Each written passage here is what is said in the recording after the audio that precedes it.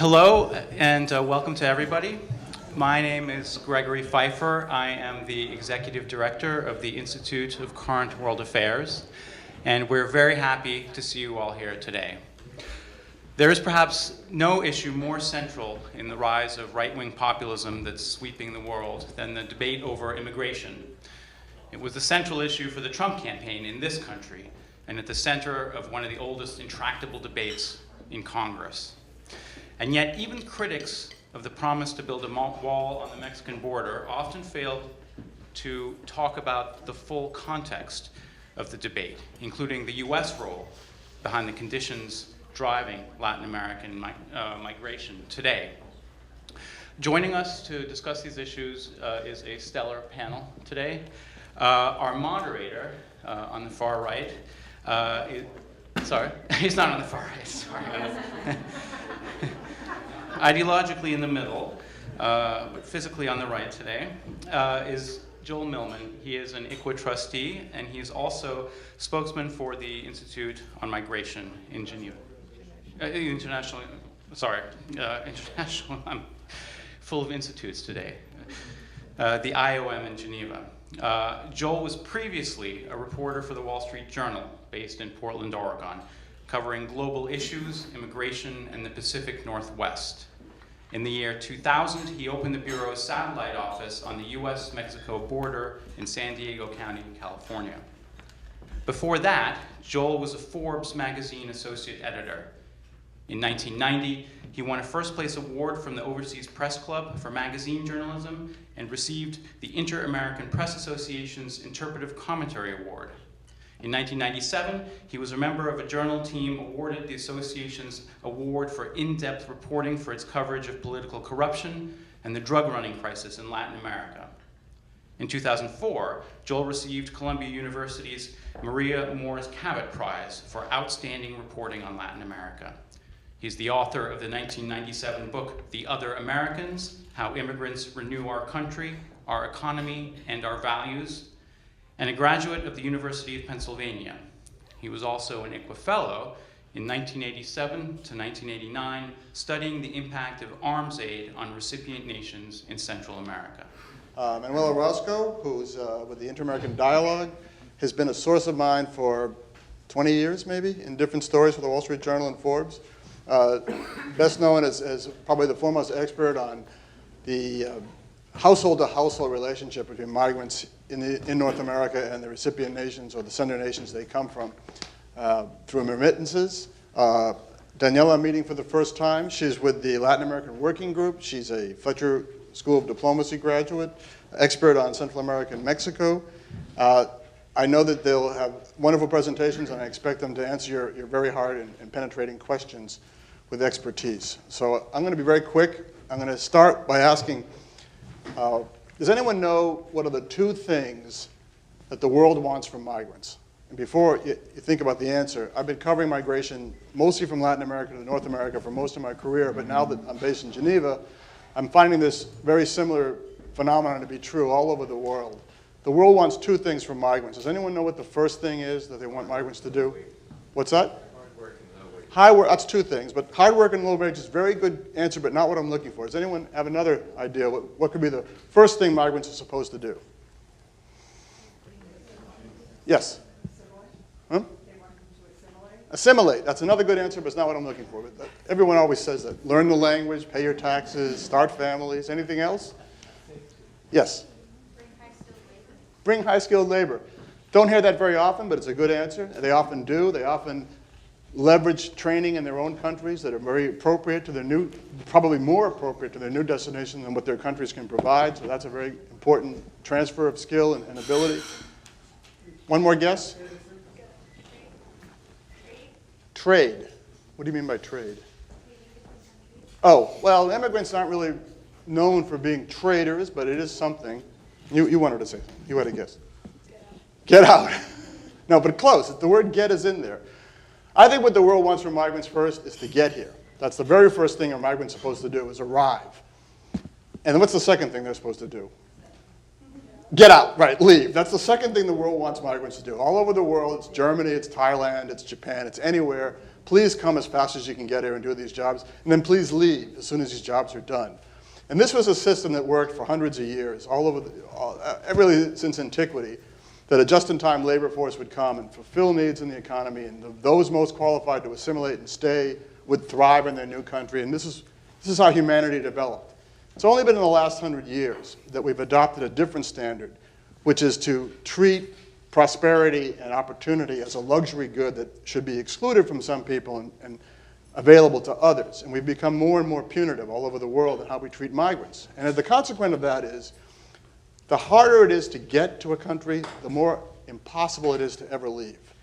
And we see this now at IOM all over the world, that the risks people are taking to do something that no one else wants to do in the country they're bound for lead almost weekly or daily to death. I mean, the number of people dying every day that we monitor at IOM just trying to arrive in a place where they can do a low-skilled job that no one else wants to do is just breathtaking. But the cost is so high and the risks are so great, and sometimes the experience is so terrifying, that anyone who does arrive is never going to leave. And they're going to bear to live undocumented, be exploited, treated terribly, have no rights in their new country. And of course, people in that country are going to complain about this growing population of sort of underground citizens or underground workers. So with that as a starting point, I want to think about the relationship between the world's poor and the world's jobs and the barriers that we construct in our country, in other countries, to stop what we think of as a dangerous migration pattern, which actually is something that is our future. We have to accept these people and found some way to accommodate them. And with that, I'm turning to Daniela first. Give her presentation, and then we'll take questions. So thank you again to Greg at the ICWA for the invitation to be here, and to you all for being here. I think in setting the stage to start answering some of the questions that Joel poses to us today, which is migrants getting here and then what happens to them when they're here, I wanted to talk about why migrants are currently arriving at the US-Mexico border and what happens to them while they're here, in particular Latin American migrants. And this is something that my organization, the Latin America Working Group, or LOG, knows very well because we work with civil society organizations on both sides of the border in the United States and in Latin America. And we have been seeking to advance US policies that respect human rights, sustainable development, and justice in Latin America for over 30 years. So this has meant looking at many of the reasons that push migrants to come here. We have advocated for US policies that don't support corrupt governments, abusive security forces, or that don't further lead to violence and out-migration, but that instead support measures of peace, humanitarian assistance, that defend the rights of migrants and refugees, and that support the health of our planet.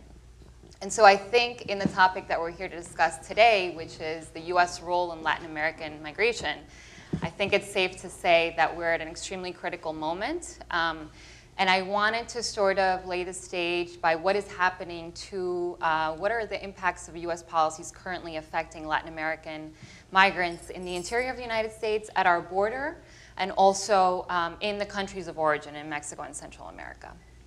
And so I'll start by saying that we've certainly seen a rhetoric from this administration that has sought to criminalize and dehumanize all migrants, but in particular Latin American migrants. The wall has become a symbol of this disrespect and hate, not just towards Mexico, but I would say to the rest of Latin America and its immigrants. In terms of specific policies, we're seeing a ramped up immigration enforcement in the interior of the country.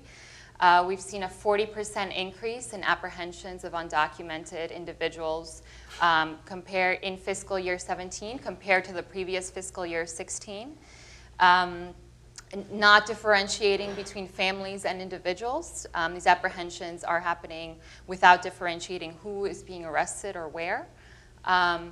And there are efforts to process and deport the numbers of arrested individuals quickly, as Joel said, to get them out, and to increase the number of detention beds within the country. So that's a little bit about what's happening in terms of the interior. We're also seeing a sort of empowered migration enforcement agencies, Immigration and Customs Enforcement, or ICE, and then also Customs and Border Protection, CBP. That's resulted in them acting with impunity, in worsening also conditions in detention centers, and also in increases in use of force by Border Patrol agents.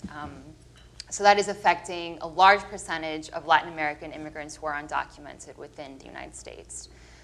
We've seen the termination of longstanding protection programs, such as the Deferred Action for Childhood Arrivals, or DACA, and then also the Temporary Protected Status, or TPS program, which affects around 800,000 Dreamers, mostly from Mexico and Central America, and then also around 300,000 individuals from Haiti, Nicaragua, Honduras, and El Salvador, who have benefited from the TPS program and have lived here for many, many years.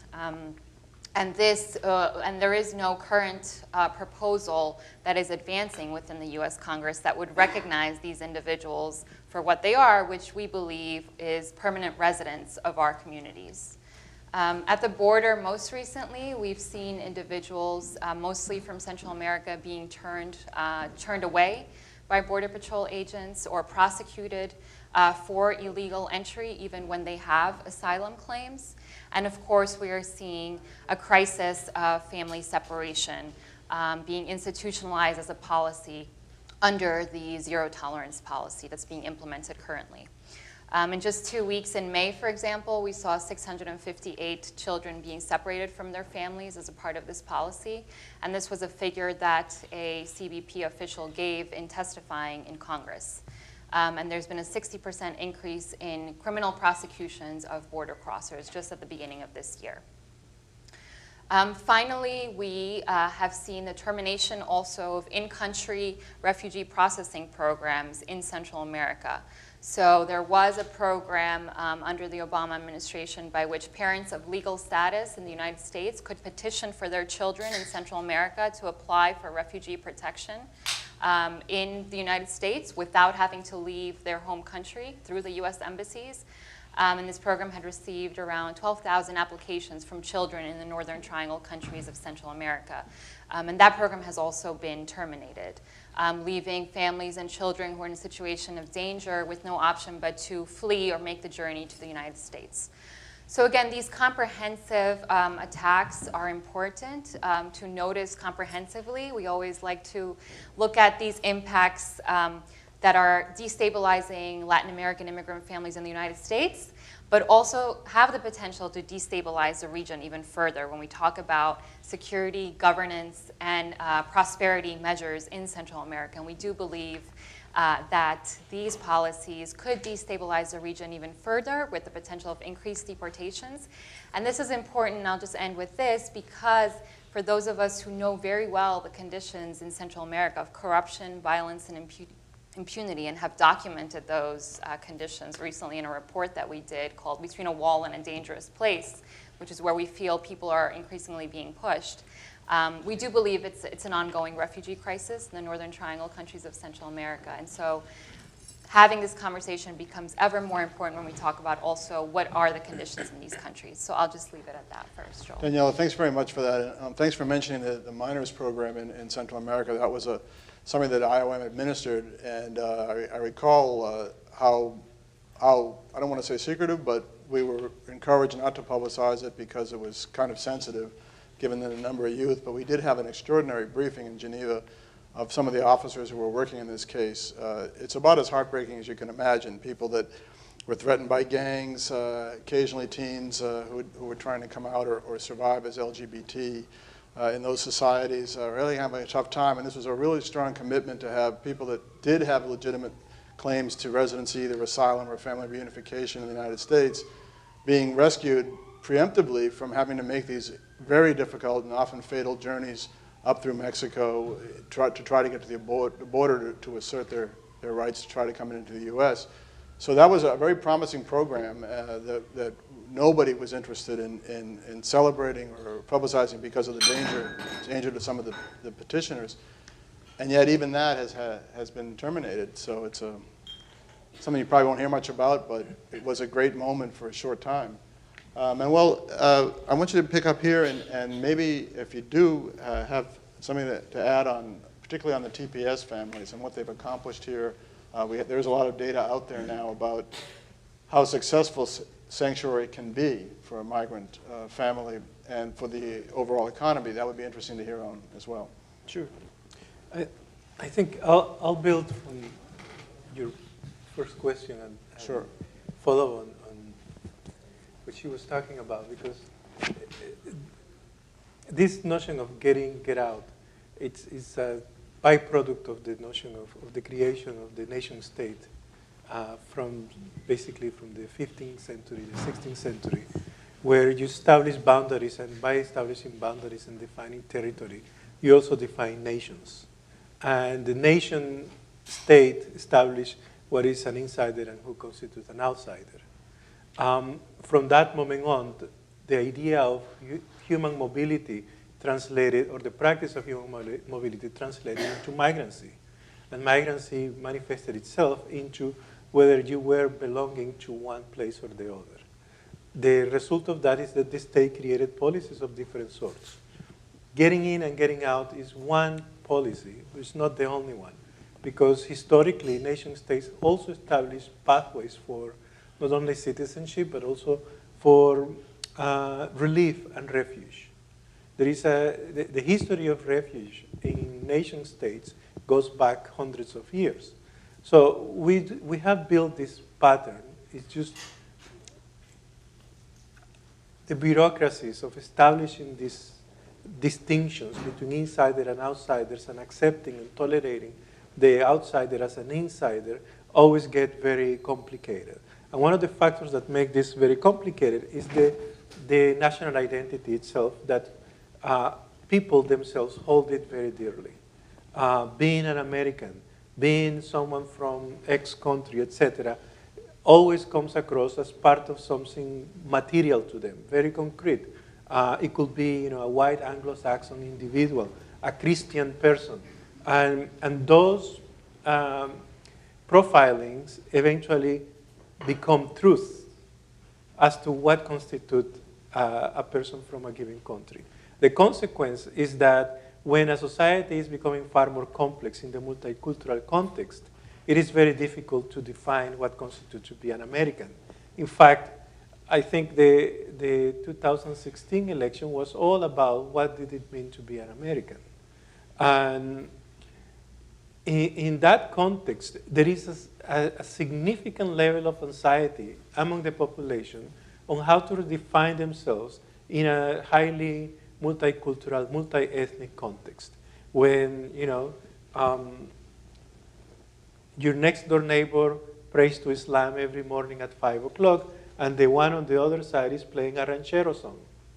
And you are familiar a little bit with, let's say, Texan music, but are not into these things that seems to be loud and uncomfortable. All those anxieties cause a lot of distress and eventually create a sort of a backlash that, when accompanied by different perceptions of the other, can turn into drastic rejection. What we are dealing with right now is precisely a consequence of anxieties in our society about the growth of not migration, but the multi-ethnic nature of the United States in very substantive ways. So that's a really important, I think, in my opinion, a context that frames why are we dealing with so drastic policies with regards to migration.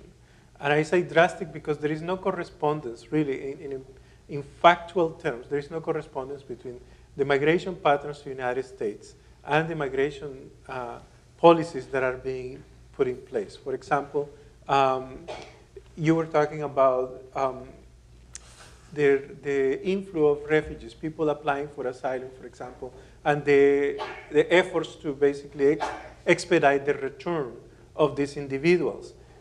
The majority of the people who have been applying for asylum in the US in the past 4 years are people from Central America. And there is a strong correlation between homicides in Central America, people and migration. We looked at this at the municipal level, and we find that people who are living from El Salvador, Honduras, and Guatemala in particular are fleeing because of insecurity. There are other factors that also don't show this lack of correspondence. For example, the statement that migration is a big problem, that there are too many migrants in this country, etc. And when you look at the facts, there is actually a far greater demand for foreign labor than what the government is currently portraying. For example, when we look at the size of the labor force working in construction, it's only 4% of the total population in the United States. But nearly half of that labor force is actually migrant-based, foreign-born individuals working in construction. If you look at domestic work, for example, there are at least 25% of female migrant workers performing domestic work. This is at least 7 million people working for 5 households each. And the demand for that labor is substantive, especially in the global cities. Cities like New York City, Washington, D.C., Boston, etc. So there is no correspondence, and you have to find solutions to this problem. In fact, one of the possible solutions is what I call the 4 R's.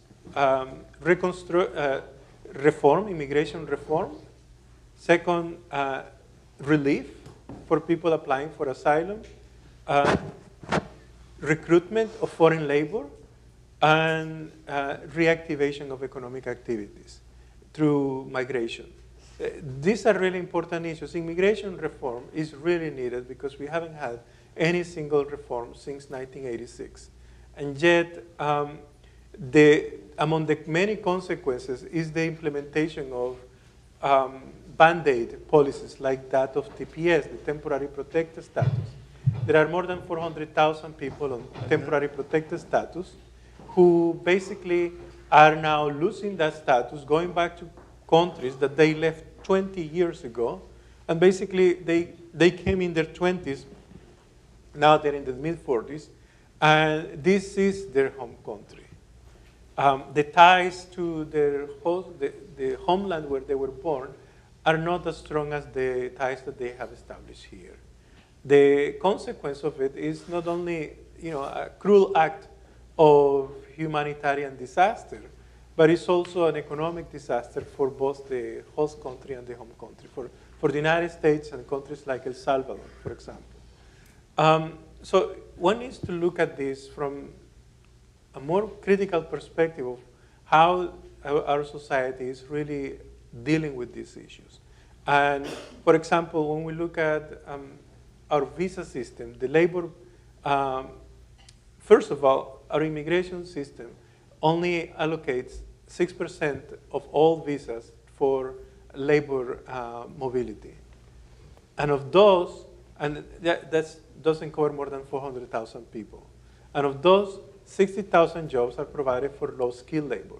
Yet there is a significant demand. I mean, significant, I mean more than 100,000 employers are looking to hire at least 2 people to work in their businesses, in the entertainment industry, in the restaurant industry, in the construction sector, domestic work, etc.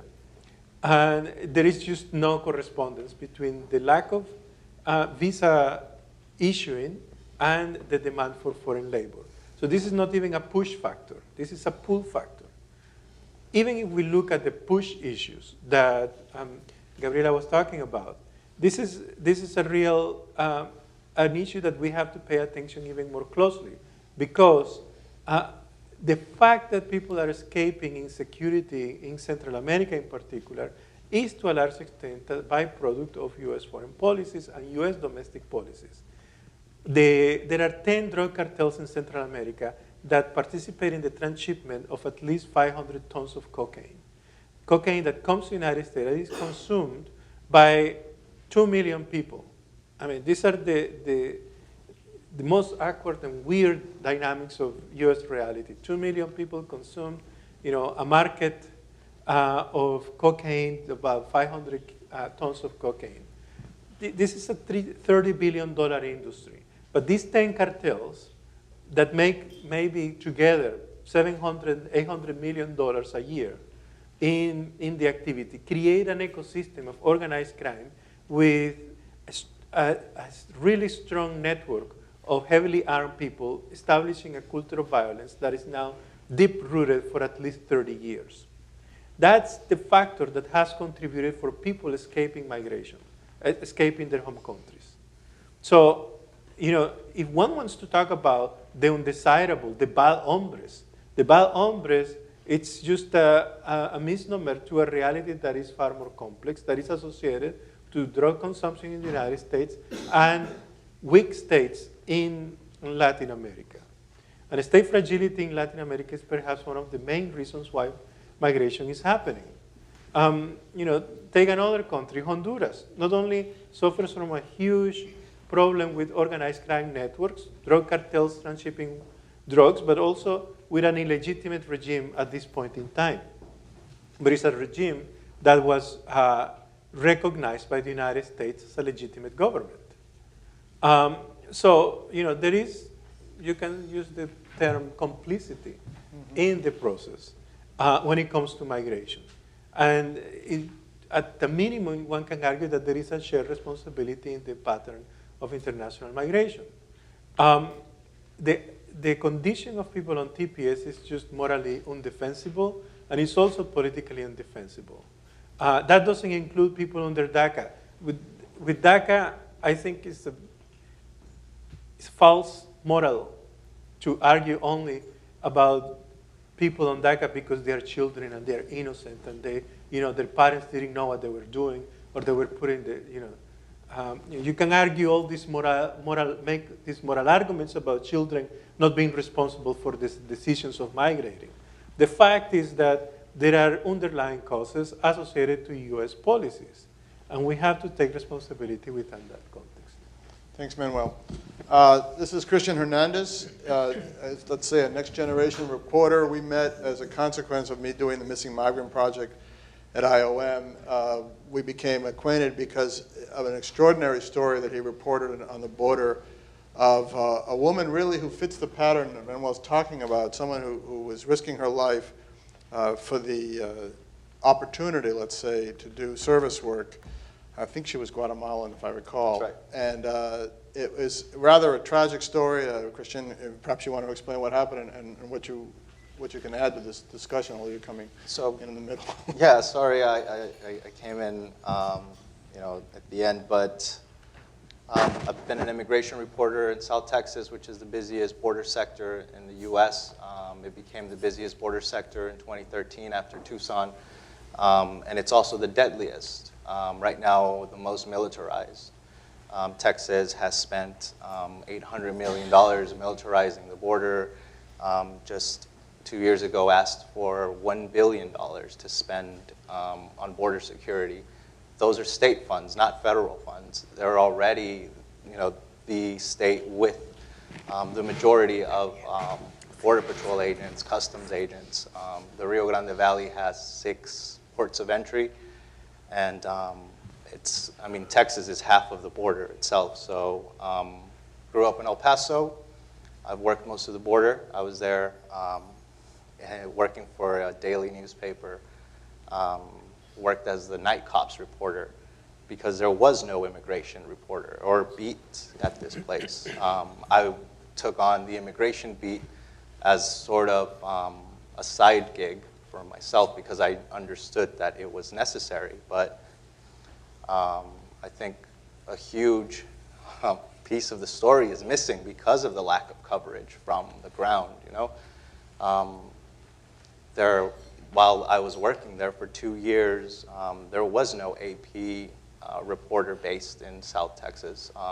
The closest one was in San Antonio. Most of the reporting that was done was people parachuting in and being there for a couple of weeks and then leaving. And most of the sources that they had were sources that they'd had for years. So I took it upon myself to build new sources. And I got to the point where I could have families like Alma, who her daughter called me and said, I I see that you've been covering immigration, and I've been calling the consulates, I've been calling law enforcement, and no one's helping me. Can you help? And these people would be able to easily find my phone number because I'm a reporter. I want to be accessible, right? And she says she was abandoned. It was right next to a highway, and there were 3 tunnels, and those were the indications that she gave me when she called me on the phone. You should back up and explain who Alma was. Alma was a migrant from Guatemala who was escaping domestic violence and was looking to reunite with some of her family members. Her brother was waiting for her in Houston, and she crossed the border through Reynosa and passed away about 3 miles north of the Rio Grande after getting bitten by a snake. So when her daughter called, she gave me the directions that the person who was last with her gave her.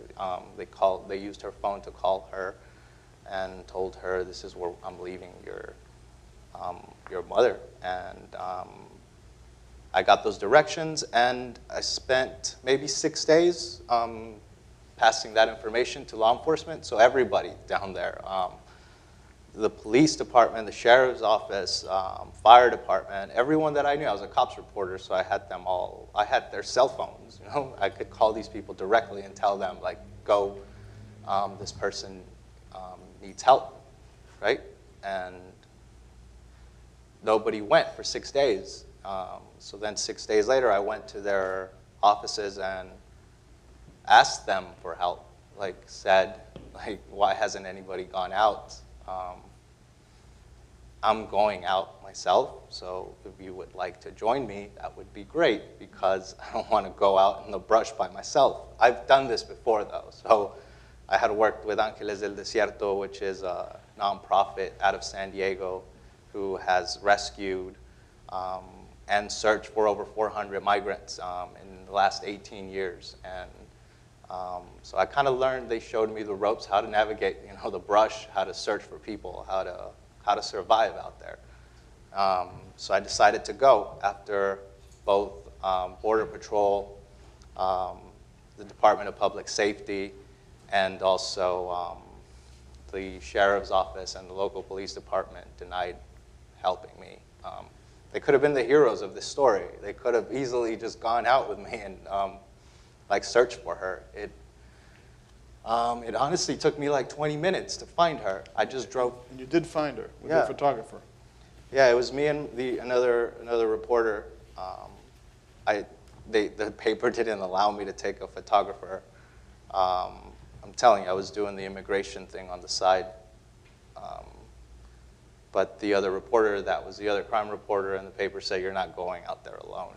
So he kind of just tagged along. And yeah, we got out of the car after we found these 3 tunnels that were right next to the highway, and we figured that was the best place to start the search because it matched the description. And we walked out, and What condition was Alma in when you found her? I smelled her from the road, and that's how I found her. Like I'd been a crime reporter for 6 years. I've covered homicides here in DC, in Tucson, and the Twin Cities. So you don't forget that smell once you've smelled it, right? And as soon as I got out of the car, 20 minutes later, we were there. But I smelled my way to her. So easily any cadaver dog would have immediately gotten that scent, and they could have found her, easily. We called the cops from there, and yeah, it was sad. She'd been there, for 6 days now, so had basically been eaten by animals, like most of her body. It was, yeah, it's things you don't come back from, is what I say, But I think that's been the biggest challenge. I think being in the border, being so close to it, and trying to get that message out. So I think the biggest issue is that immigration is the most divisive issue right now in the country, and it's been like that for a while, right? So we need to find unique ways to connect people to the issue. And Could you tell us, people binational families have a huge population in the States and back in their home countries. They know how to use social media. They know how to access authorities. In this case, members of her family were calling all over the country, as I recall, trying to find help from clergy, help from U.S. officials. How, in your reporting, how common is that now for having these families reach reporters and try to influence the safety, let's say, of their loved ones as they try to enter the United States? There's a system in place now in the Rio Grande Valley. As a result of the story, I was able to call them out directly, right, and tell them how the system had failed. And also, I had just spent 3 years understanding how the system worked. So from the phone calls to the medical examiners, going ride-alongs with Border Patrol. Now there's a missing migrant initiative that was started in October. So we found her in September, and in October they hired 4 people. Border Patrol actually hired 4 people to take care of this issue, because before that there was nobody looking for these people. Since 2010, there have been 1,000 bodies that have been recovered in the Rio Grande Valley, but no one had been looking for them. Those bodies were recovered as a result of somebody stumbling upon them, like ranchers or other migrants. Law enforcement, when they were either, tracking down other migrants. And there's also a lot of volunteers, and the Texas Rangers do occasional searches as well. But those were as a result, of people like stumbling along. There was no system in place. And now there's a place where they can call and they get a reference number, and they have people they can follow up with. But the estimates are that for every one body or remains that is found, for every one migrant that has been found dead in the brushlands of South Texas, there are 5 that still remain missing. So my next step to continue understanding the system is going to El Salvador. I recently gotten a grant from the Pulitzer Center, and I'm going in November to try to understand it, because as reporters, I feel the best way to change the system is, first of all, understanding it, and then explaining where it's failed, and then being able to call them out directly beyond doubt, right, that the system has failed. I think that is the hardest part of the job, but sometimes we need to go out and do these things. The information from the families is vital for that, and I want to go meet these families where they are in their home countries.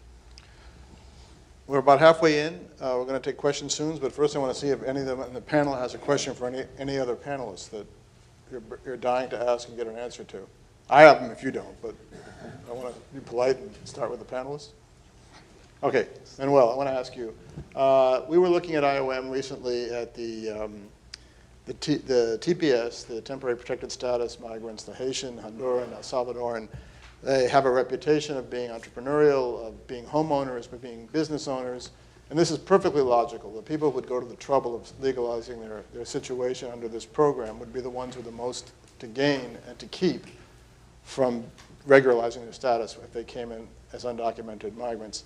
And we wondered if it was possible to determine whether they were bigger job creators or bigger performers, let's say, in their local economy, these stressed parts of the U.S. cities, than the EB-5 program, for example, which celebrates wealthy migrants who are willing to invest in these communities. And I've yet to find a way to do this by the standards I would have done at the Wall Street Journal with data.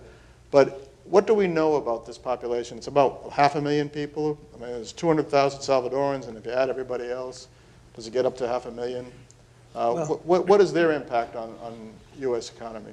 Well, I mean, the profile of a person on temporary protected status, there are several nationalities on protected status. From Latin America, there are 4 nationalities, El Salvadorans, Hondurans, Nicaraguans, and Haitians. There are other nationalities from other parts of the world also on protected status. Their profile typically matches that of the average American citizen. The main difference, it matches in age, practically on income, The average household income is about $60,000. American U.S. citizens is about $65,000. It matches practically in everything except in one thing, which is home ownership. Okay. 40% of people on TPS own a home, against 65% more or less on the U.S. population. The reason is relatively obvious, that some people didn't want to take the chance to own a home. But in relationship to entrepreneurship, I think the percentage of people on TPS is just slightly higher than the American average. Really? In terms of entrepreneurial activities. And they are a productive group within the labor force. Together, just people on TPS approximate about 375,000 people. Then if you add the children that are with them, the majority of which are US citizens, then the numbers doubles. This is I think, if I were to prioritize, I think this population has greater priority even than those on DACA. However, in practical terms, you can't really set priorities. They are both equally important. But that's more or less the profile of that population. And you mentioned the children, they're US citizens, and they exceed or match the number of TPS recipients. So by implicitly ending this program, you're saying we will divide these families, because the children will have the right to stay. I guess. I mean, this is a difficult answer because you really don't know the internal dynamics of a household. Some are adults. It just, why it's not easy to answer is because I can't really internalize what it feels like to be told that you have to go. And it's the kind of emotional thought process that you don't want to process. Imagine yourself, you're told that let's say you didn't pay taxes and now you're done. You gotta get out of the state and move to another state because that's it. Or, you've been renting an apartment for 20 years. Yeah. And suddenly the landlord says, fuck it. I mean, you're out. And that's it. I mean, and you have no recourse. And when I looked at what legal recourse does a tenant has, even for living for 20 years, and they have very, very limited legal recourse to deal with these things. So you don't want to think about the psychological and emotional thought process that goes through that. But definitely, it may mean that we did a little bit of a statistical exercise, and I think at least 25%, 1 in 4 people on TPS will be able to get their TPS holder relative into some adjustment of status. But that means that 3 out of 4 don't have that recourse. And when we talk to people on TPS, the chances of them going back are pretty low. So that means you're going to have to choose to live in a pretty bad condition in the United States. People are thinking of moving out of the state or the city, finding another job that doesn't require social security numbers. I mean, it's like you become all of a sudden, by nature of the law, not just an illegal alien, but almost like a criminal. Thank you. Daniela, I want you to respond to a question I have on what's changing in the perception of the United States by our Latin neighbors' governments as a result of this increasingly punitive view of migration. How is the U.S. seen, and what risks does Washington take by presenting itself on this hard line with the neighboring states, especially in a world becoming smaller and more globalized in its interactions? Well, I think certainly the disrespectful rhetoric has not helped bilateral relationships, particularly between the United States and Mexico, for example, which is an extremely delicate situation right now, affecting assistance and security cooperation. There's efforts to review assistance by the U.S., by Mexican government officials. But I think the reaction beyond sort of uncertainty and fear and, often at times really not knowing how to respond as well from a governmental perspective, because of course these are also the 3 governments in Central America are receiving millions of dollars of assistance from the United States to address situations of governance and prosperity in their own countries, which of course they're very careful not to want to lose.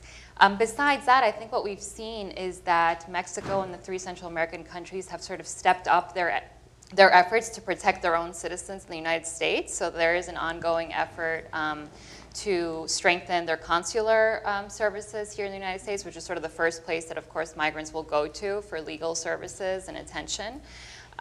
There's a lot of outreach efforts with nonprofits from the consular offices to make sure that immigrants are understanding exactly what Manuel was pointing to in terms of what their legal options might be. And there's also been sort of this higher level rhetoric. Mexico, for example, has said, how much it is committed to protecting the rights of migrants, of its own citizens here in the United States. But I think there what's interesting is that Mexico has also played a very crucial role in the whole debate around Central American migration. And so at the same time that we're seeing a sort of increased rhetoric by the Mexican government to protect the rights of its citizens here, the rights of Mexican immigrants here, how is it duplicating that talk or not with regards to Central American migrants? And there I think Mexico is increasingly feeling, has been feeling for several years now, the strain of Central American migration through its borders. There's around 300 to 400,000 migrants that cross Mexico's southern border every year. And I've been to several places along Mexico's southern border many times. And what you see there is that increasingly, like the US-Mexico border, there are families and children, and then increasingly Mexico is no longer just a transit country, but also becoming one of destination. Last year received 14,000 asylum applications, many of which are still undergoing processing. So I think the responses vary from sort of uncertainty and fear, not quite knowing how to respond. But then also there's been a sort of strengthening of the government's rhetoric around protecting their citizens, of course, here in the United States. Okay, on that note, I want to ask Christian one last thing, then we'll throw open to the floor. The question I have is, something you and I have discussed, what happens to migrants when they enter the U.S. justice system? I understand that they're talking now of putting, I think, over 1,000 recent detainees into federal penitentiaries or federal facilities. We understand that there have been including very recently a death of a Guatemalan woman who was shot by a Border Patrol agent. It's the kind of story that is very redolent of the Black Lives Matter protest, a lot of dispute on how this fatality took place. We think that this is not the only case on the border like this. What civil liberties issues are raised by treating migrants in the U.S. justice system in this manner as opposed to doing what I guess the U.S. has always agreed to do, which is treat asylum cases as asylum cases or returning people if they're apprehended? So I think the main issue here is that immigration has been criminalized, and the people that are being put into this justice system before, it used to be a civil matter. So it was like suing somebody. That was how the U.S. would deal with immigration cases. Now they're dealing with them as felonies, and people are being held in prison without any rights. And I think the biggest issue right now, or debate going on, is what rights do we give immigrants who are being held in detention in prison? These detention centers are run by the same companies that run the prison system, so they don't have access to attorneys. So in a lot of cases, you have even children going before a judge and trying to argue their cases, and they're, I think, purposely placed that way so that they can go through so many of them, because there's a backlog of at least 600,000 cases in the justice system right now. So there's not enough judges, there's not enough attorneys, there's not enough people also paying attention to the fact that we are deporting people basically to countries that we've helped. You know, at least our policies, the State Department, for example, in El Salvador, was the same department that intervened before the Civil War in El Salvador, and they're also the same ones that are debating whether they take, you know, this temporary protective status away from people. It's the same department. I think that is something that we have to both cite as much as possible in our stories, and also as people and readers like remember that those are the consequences.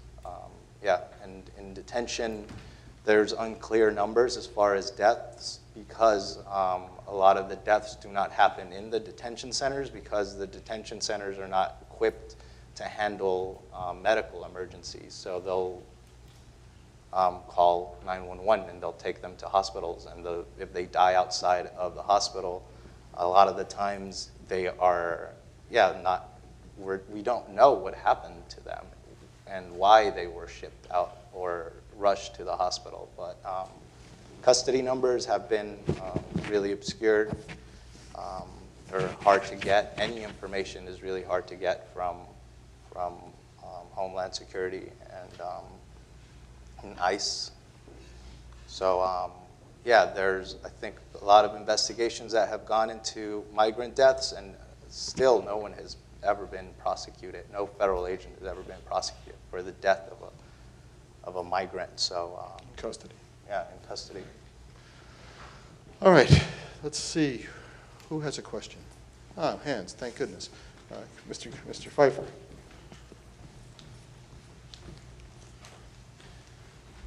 Thanks very much for a very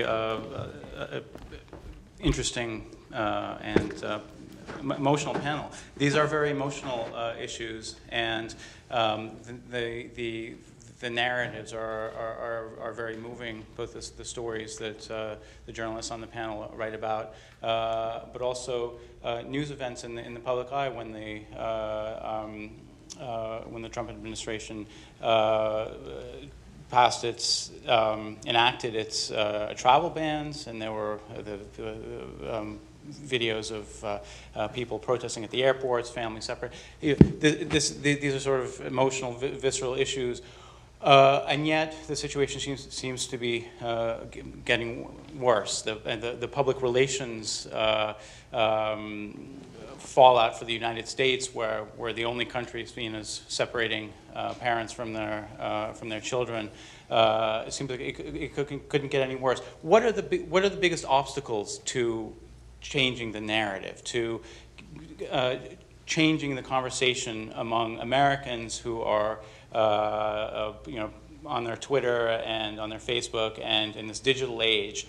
And do you see any signs that that could be happening 2 years into the Trump administration in the American public?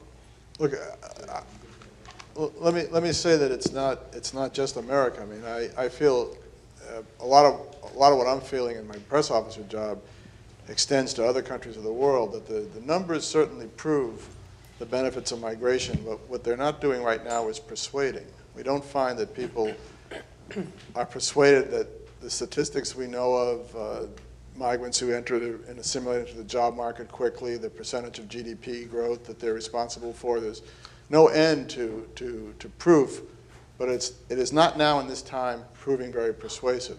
And I have been tempted to say occasionally when briefing the press in Geneva that it's somewhat a demographic issue, that as societies age, certain tendencies come into the electorate. They're more afraid of the future. They're crankier about their conditions of life. And migration poses a challenge because it's in many ways a generational competition. You know, they're youthful and they're hopeful and they're coming to enter your society. That does stir resentment for people that are starting to see the end of their dominance, let's say, as voters or as citizens or as figures in the society. Yeah, and that's why the persuasion is so hard. But I think, I mean, going back to your question, I think, I mean, you're right. This is, I've been following migration. I identify that we are at the tail end of a migration cycle that started in the 1970s. And at this end, there is a significant backlash worldwide that more or less you can trace it to the turn of the 21st century. You notice it in Japan, you notice it with the visa legislations that they had established, you notice it in several European countries. Russia is perhaps one of the first countries that visibly demonstrated a strong anti-immigrant backlash for countries from the CIS. Mm-hmm. And the United States has been, to some extent, one of the latecomers into this anti-immigrant backlash. I think the difference, however, is that the current administration has taken a much more radical approach because the travel ban, the family separation approach, and the perspective of what it means to talk about immigration reform, cutting what they call chain migration, for example, it comes across as what I call reactionary nativism. It's a sense of fundamentalist, nationalist identity that seeks to restore a nation state that has never existed but was imagined by a few. And that's the struggle that we are dealing with right now. So the obstacles are to some extent abstract and in practical terms, three. One is there is a political obstacle in Congress. Congress refuses to take on the risk of putting better forward-looking immigration reform. Why? Because the complexities of the bureaucracy are way too cumbersome to solve. And now it's a monster that you're dealing with within the Department of Homeland Security. The other political reason is that, let's face it, the foreign-born migrants don't have political capital. So if you're not a US citizen, you really don't have a way to mobilize and really exercise many of the rights that you could have to prevent all these aberrations from happening. And then I think there is another problem, and a problem that goes beyond politics and is the one that deals with our moral fabric. I believe that regardless of ideology, what President Trump is doing is undoing fundamentals of American beliefs.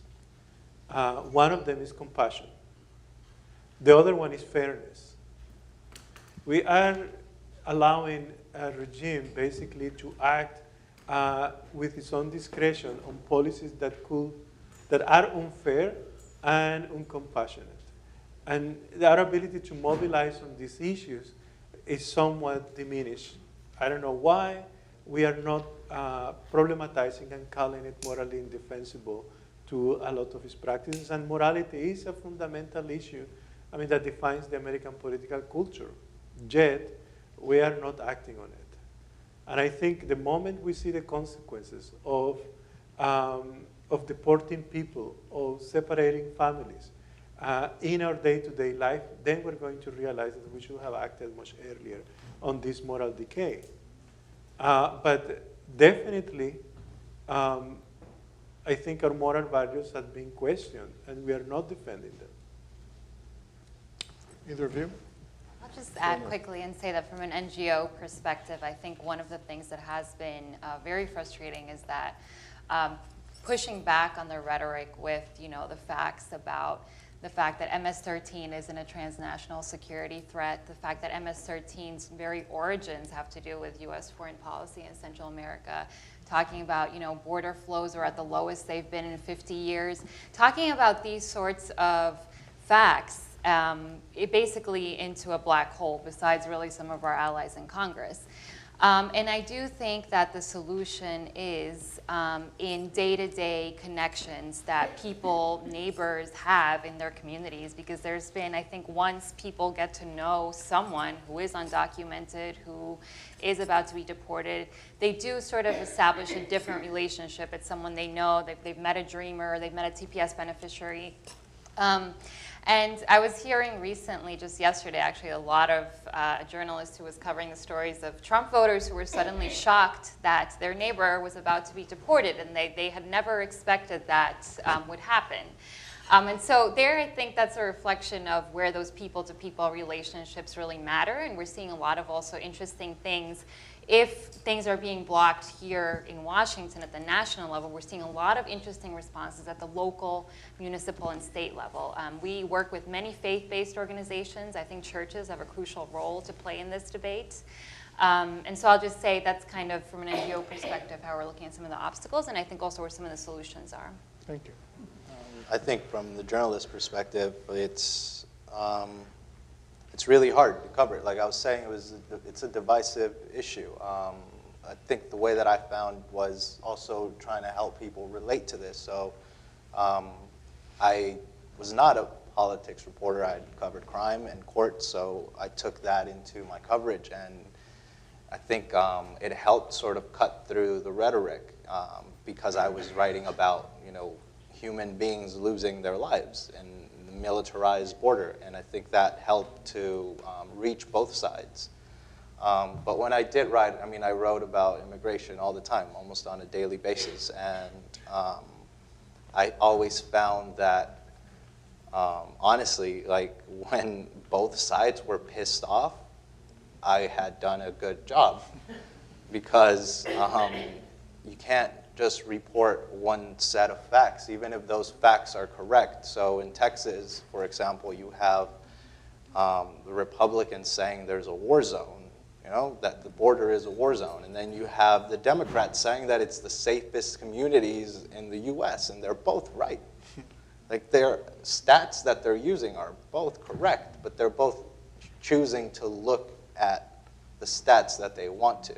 And I think we need to put those things together and show people that, yeah, these are the safest communities. I grew up in El Paso, which was the safest city in the US. At the same time, it was Ciudad Juarez, which is just across the border, was murder capital of the world. How does that make any sense, We need to show them both sides of the story. And I think the media has lost a lot of credibility by choosing sides. And I think we need to regain that trust by reporting things fairly and not, just because the numbers sound correct, not question them, right? Questions? All over the place. Let's go in the back there. This young man with a beard. Plaid shirt, beard, please stand. Be nice if you identify yourself.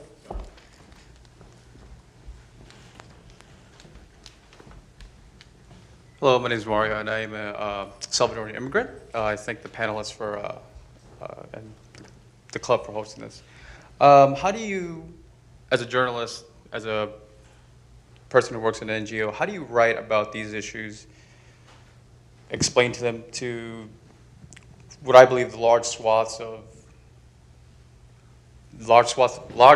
population of America that that don't have that immigrant neighbor or compadre or whatever in their communities? How do you humanize the immigrant experience, the suffering, and all that other stuff? Stuff we deal with back home, but at the same time, write about the visceralness that this country has, its history has promoted, whether it's giving, going to Guatemala and giving people syphilis, or treating children like animals in cages, along the border. Like, how do you find that balance in your writing or in your reporting to, get people to read your reports and articles and stuff like that at the same time, but also hold them to the fire, for their government, and their actions and the privilege that they have? It's pretty complex. Who wants to take a stab at answering that? Journalists. It's hard, definitely hard. You humanize things by, I think, portraying the emotions that the people that you have access to. They tell you these stories and they have tears in their eyes. And you describe those tears and you internalize their pain and you try to somehow illustrate it through your words, but it's almost impossible. I think that at least with my medium, which is print, it's a very difficult task. I think that video journalists have more access, I think, to being able to tell a story without words, just showing visuals, and I think that might be the future. And we have access to this now more than ever with cell phones, and I hope that that might be an answer to that question, but I don't really think that I don't think I have an answer for that right now. Let me tell you that it's interesting you mentioned video and communications tools. One of the things we do at IOM in tracking crimes against migrants or danger that migrants face, and Christian and I have talked about this a little bit, is search terms that we look on Facebook or Twitter. There are certain keywords that come up over and over. They're like shorthand for sueño americano, American dream. You often see that in the context of someone who lost their life looking for an American dream. Interestingly, we've lately seen sueño chileno in the same, because Chile is becoming a big destination country for Latin migration. So that's emerged now as a new term, and we're busily trying to find similar catchwords in Asmara. In Amharic, the language of Eritrea, or Pashto, because we know lots of deaths go unreported of Afghans and Iranians and Pakistani and Eritreans, where I live now on those migrant routes. But the two most poignant terms that I know of that I search, and it's astonishing how many hits you get in a week from these terms, are one of them is Holland Cuerpo, they found a body, and the other is partido en dos, cut in two. And partido en dos is almost always a train accident. And some of these cases are so grisly and also take on a sensational tone in the press of Latin America. The telenovela, the soap opera that usually comes in the wake of one of these tragedies, which happen maybe monthly in Mexico, I would say, are amazing. This case of the woman who was shot, is it in Laredo or in Reynosa? I can't remember, the Guatemalan. Yeah, this is being tracked on social media in Guatemala with the arrival of the body, with the gathering of the funeral. These are a constant. So the tragedy is we know that the Latins themselves are very much engaged in these stories. And it's not been easy to create that kind of emotional link with American readers. I think the case in the Walmart parking lot last year was one of the few I can recall that it became a national story. A dozen migrants found roasting to death in a van is not unusual in Mexico. Texas, usually they're rescued in time. But you were gratified that some of this rose to a national debate level, but you're amazed that 90% of them don't.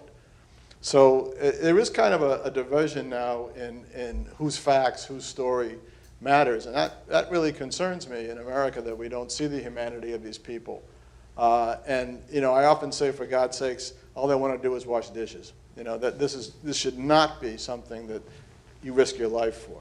Yeah. But I could take my father as an example. He used to always say, your grandfather followed the law when he came here. These people don't. And I always answer, yeah, but Grandma didn't. She came 12 years later and the laws had changed and she snuck in. So I used to stop the conversation and get very angry. I'll just add quickly and say that I think there's a healthy balance between using numbers, like I was mentioning, but then also matching them with human stories. I think that has been the most effective what we've done. And I have seen an increase in the use of infographics to explain literally the process that someone goes through at the border, because I think what we've found is that a lot of people don't know, what is supposed to happen. I was speaking to someone yesterday, and they actually thought that ICE was the agency in charge of doing credible fear interviews because they just had no idea. So literally it is very complicated if you're not a policy person following. So literally following the steps. And then also something that LOG also tries to describe is what is the situation of people fleeing. So also talking about the entire journey that someone has had to go through. The fact that, and these are people that I've spoken to in Mexico and Central America, that by the time your son or daughter was threatened by a gang, you have 24 hours to flee, because if you don't pay the extortion costs, you will be killed. And then that means that you're probably going to be moving 6 to 7 times within El Salvador or Honduras. with a family member looking for protection. If that doesn't work well, you're probably going to leave. Then what happens to you in Mexico? 1 in 3 chances are that you're going to be raped, kidnapped, or extorted once again. Murdered. So by the time that someone comes to the border, these are all the things that they have gone through. So I think sort of laying out in a picture, sort of setting the process and the experiences that people experience, I think has helped. Okay, who do we got? Young lady, please stand. I work for an organization called Teaching for Change, but I'm also going to be going to New York and teaching a school on the migrant experience, teaching at a school specifically on the migrant experience with a case study in Central America and Palestine. And in looking for resources for Central America, I haven't found an abundance of resources that really tell the migrant story in a accurate and humane way that's also accessible to 9th and 10th grade students. So what would you say to teachers who are looking for resources to tell this story in an accurate way, in a humane way, so that students who are 4 years away from voting and whose political capital matters, what would you tell them about how to tell these stories? Oh, I mean, the gold standard, I think, is Enrique's Journey by Sonia Nazario. She won a Pulitzer, I believe, from the Los Angeles Times, but of course she was one of thousands of ex-Wall Street Journal reporters who are doing great things now around the world. But she followed Enrique, who was trying to find his mother, who took the train up through Mexico. He was from Honduras. So that's an excellent resource, and I think very accessible to adolescent readers as well. I find it somewhat inaccurate in places a little problematic. Okay. Well, I think, your question is very good. I mean, you're talking about the new civics of teaching American political culture. And I think it's an uncharted territory. And I'm not surprised why you don't find enough information, because there is a generation of maybe 3 million Central Americans in the United States. 1/3 of them are young people. A generation of maybe more than 6 million Central Americans, native-born and foreign-born in the United States, that are trying to find their political identity within the U.S. And the resources to do so are very limited because they are confined within the context of marginality.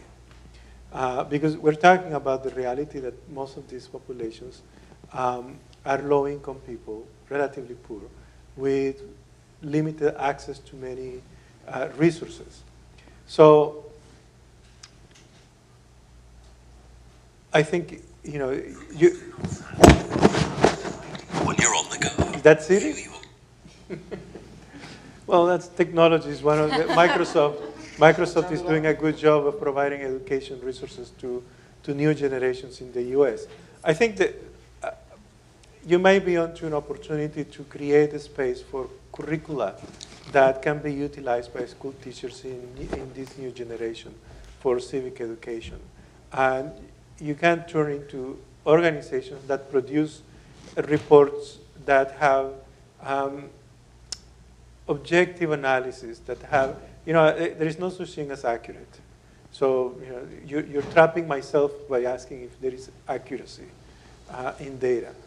But I can tell you that there is data, there is interpretation of it, there are resources that explain patterns. Our organization, the Inter-American Dialogue, is a think tank that works with policy influentials. We don't produce, material and narratives that are that reflects what you call a humane sense of things, but we write material that conveys a message that explains how values may be in trouble. And what is important is to extract that information and produce it in a different narrative that others can do, people in education, people in other fields in communication. But I can tell you one thing. We have been struggling in our program. I run the migration and development program. We have a team here that works with it. And we have this day-to-day struggle on, we produce one report every month with a lot of analysis, et cetera. And making it visible and demonstrate the impact of things that we are doing is a day-to-day struggle. We have a strategy that includes, in order to make knowledge visible, we need to provide a consistent message. We have to produce that message, distribute that message into different vehicles, conventional communication vehicles, the social media vehicles, etc. We rely on networks of organizations to manage our message. And, we're even provocative. We push the envelope. We say things that other people won't say. And still, it's difficult to find people to get through in the message, and to get an audience that can be larger than what we're used to. So this is an uncharted territory to some extent, and it's part of the fact that we are at this tail end of a migration wave, but we're also tail end of a new world that has emerged with, you can call it the millennials. I don't know what category we can use, but the way of thinking and the way of addressing things has changed dramatically from what I was raised. I would just say, let's talk. I mean, we've been thinking about how to particularly get our information to schools because of the role they play as welcoming communities. And we have been starting to translate some of our information that we produce as NGO reports into toolkits for different audiences. Yes. So that's another, I think there's a lot of potential. Yeah, we've done toolkits, and they have an important role in it with NGOs, grassroots organizations. Maylin Bird, trustee of ECHO. We have heard about and we know of individual church parishes that have been sheltering and trying to help immigrants. But at least I haven't heard very much at the national level about any of the churches trying to do something about this. What can be done to get to their hearts? Is there who is making an attempt to try to enlist some of the churches on the national level? They could do a lot if they wanted to do, and it is shameful that as the people only at the parochial level who are making that effort. There is something there that could be put into action if we can find a way to get at them from the national level. I think our NGO representative maybe can answer that. I mean, I think I totally agree with you. There are a series of churches that are trying to do their best. I work with, many of them, the Jesuits, the Lutherans, to name a few, the Presbyterians. There are others that certainly aren't doing enough, and their voices would really matter in this context, particularly with our Republican colleagues. And so I actually do think that I think it's about pushing up, the pressure, writing to that bishop or to that, faith leader figure that you want to be doing more. I think it needs to come from the bottom up because I agree with you in some aspects they could be doing more and they need to be speaking out about some of these moral issues. I think the Catholic Bishops' Conference had a program dealing with, disseminating information about migration and the migrant problem.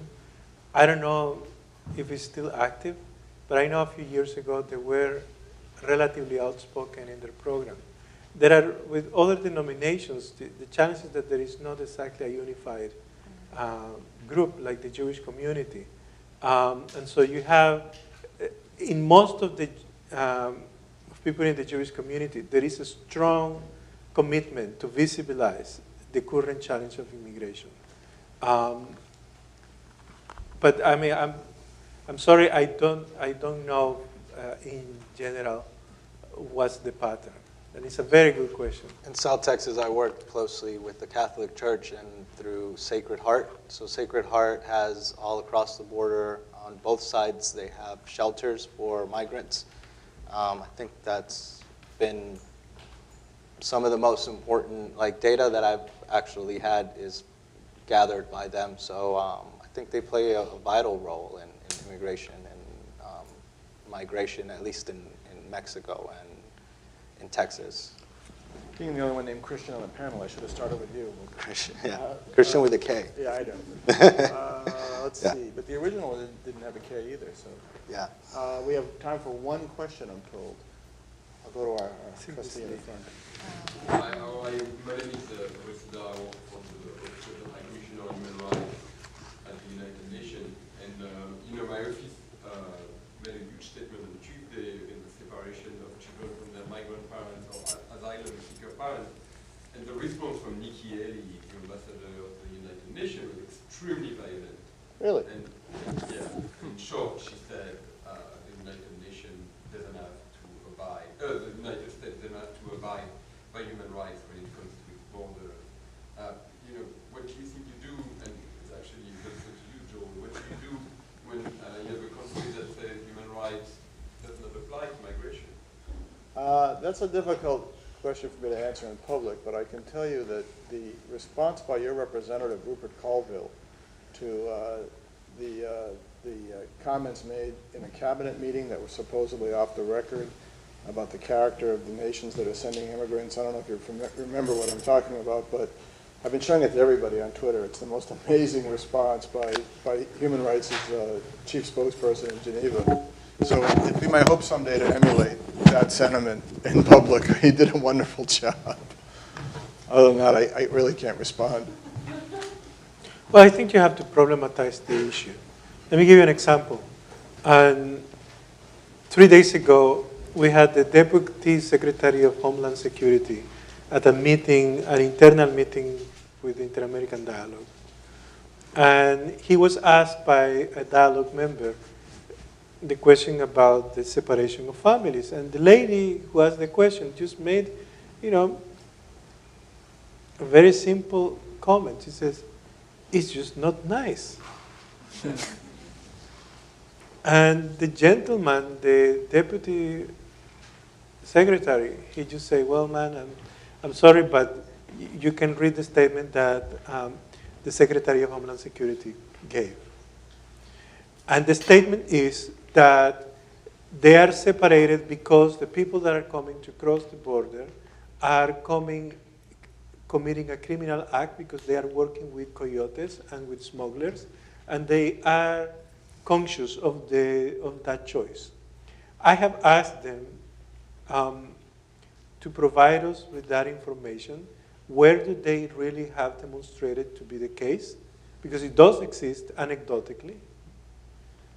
But the pattern, the lady then interrupted and said, "Are you saying that 40,000 families that came in were criminals that had the intention to cross the border with a coyote committing a crime?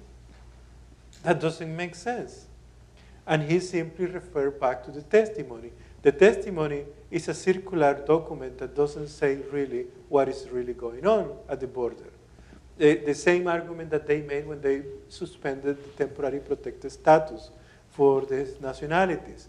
If you looked at it, there is no reasoning, there is no data supporting that conditions in a country like El Salvador are no longer justified to retain people in the US.